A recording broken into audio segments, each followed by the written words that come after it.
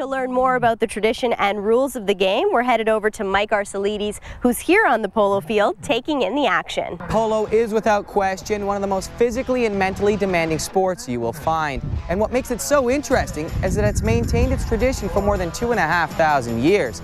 Aside from having to mount and ride a horse traveling at lightning quick speeds while attempting to swing at a moving ball with a mallet, there are also some rules that need to be followed as well to ensure safety and fairness and preservation of this much-loved pastime.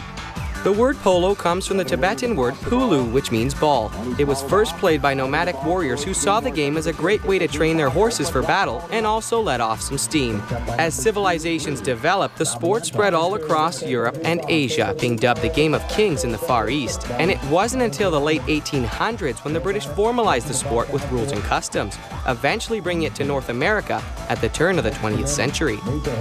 It's now considered one of the oldest team-based sports in the world, reaching Olympic status between 1900 and 1939.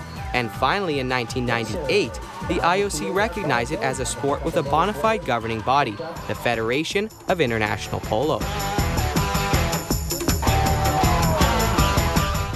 Polo truly is a global sport being played somewhere in the world at all times. For instance, here in Canada and in England during the summer months, Palermo, Buenos Aires in the fall, and Palm Beach, Florida in the winter.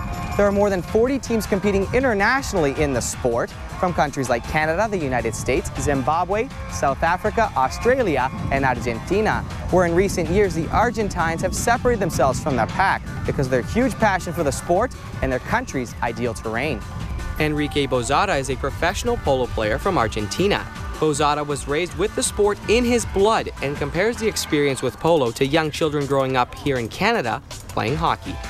It's very famous. It's very much like hockey here. So there's a lot of, like in the town where I live, there's about between 200 and 400 polo fields. Say like it's being here in Aurora and having 200 polo fields. When you breed the horse and you know it since it's a baby to you get the age till you play them. That process takes you at least 4 years. And it's really nice when you have a horse that you know him since it's a baby and then you get to play it in a good tournament. That's really nice. That's probably one of the nicest things about polo. The game itself is actually quite simple. 4 players, each equipped with a finely tuned horse known as a polo pony, make up a team. The game is played on a 10-acre grass field, 275 by 146 meters, about the size of 10 football fields, with goalposts on opposite ends. The players, always mounted on their ponies, must advance the ball using a mallet and attempt to score on goal. Players on each team are assigned specific jersey numbers based on their position and skill level. 4 is the defender, responsible for protecting the goal, while 3 is the captain, and the remaining teammates, numbers 1 and 2, attempt to steer the ponies offensively, all while guarding the ball from their opponents. The match is divided into 4 or 6 7-minute periods of action known as chukkers. The team that scores the most goals at the end of the chukkers wins the match.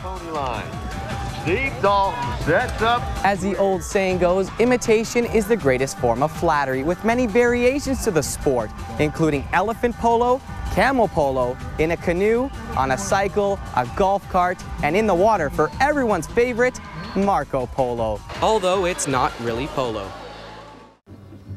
The Super Bowl has the halftime show, baseball's got the 7th inning stretch, and polo has the traditional champagne divot stomp. Spectators of all ages flood the field and stomp the raised chunks of grass back down to reverse the damage done by the polo ponies during game action. The divot stomp is a great way to meet fellow polo enthusiasts and toast a glass of champagne, all while helping the field of play for when the game resumes. Spectators also have the chance to chat with the players during this break, as the athletes survey the turf and do their best to make sure that any lucky bounces will go their way.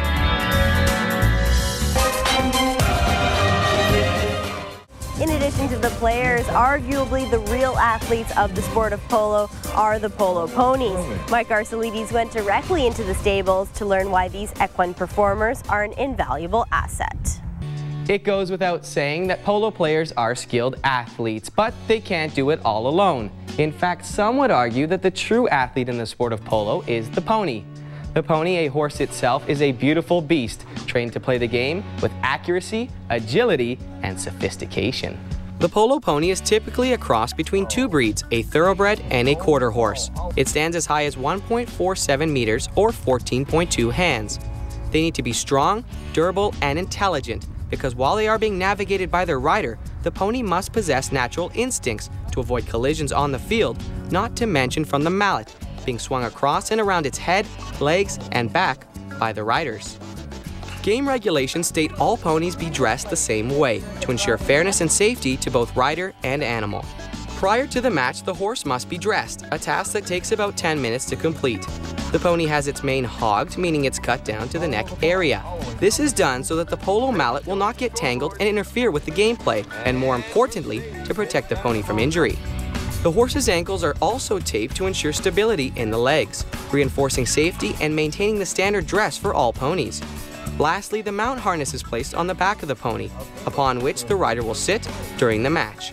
The horse is strapped in and walked to the turf, ready for action. Once the ponies are dressed and on the field of play ready for game action, that's when the true fun and excitement begins. The ponies are designated to an individual player, and most of the time they have a history with one another, making for a smoother ride. However, for others, let's just say it gets a little unpredictable. Every pony is unique, and because riders must switch up their ponies after every chukker to give them a rest, it also means that each ride is a different one for the pony and the player. But the characteristics of the horse has a lot to do with it. Today in Canada, polo players are now using Argentinian horses more frequently because of their impressive speed, performance, and proficiency. The better the horse, the better you are. If the horse can't get you to the ball, you can't hit it. So it's a matter of they are total athletes. So most of them are thoroughbreds. There are some horses that come up from Argentina. A lot of the ones here in Toronto are probably Argentine. There's one fellow here who brings horses up, and they're fantastic. Enrique Bozada knows this firsthand. He trains many horses to ensure they are well prepared before the polo season begins. In Argentina, the season is much longer, while here in Canada, after a long winter, the horses need to get back into shape to make sure their bodies are ready. It's very much as a soccer player. They do very much the same training as a soccer player. Long exercise in the morning, trotting, walking, and then probably in the afternoon a little short work to get all the sharpened turns and the stopping. And just like a most valuable player, the ponies are not overlooked after a match. In addition to the top player, one lucky four-legged superstar is named top pony and given a hero's dress.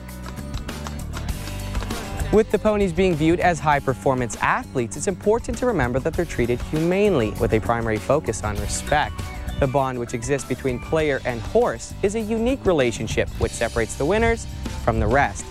By feeding and grooming these gentle creatures, you can rest assured that the pony will do everything in its power to persevere.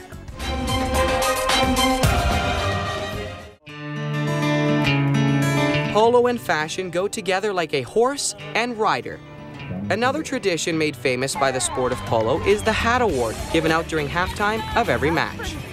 Traditionally, women would come to watch a polo match decked out in colorful chapeaus of all shapes and sizes. Today, as the sport has evolved, men, women, and children participate in this tradition. The winner is usually selected by fellow spectators and is awarded the title of best hat and given a prize. The next time you head out to a polo match, look the part. The bigger, the stranger, the most unique, the better.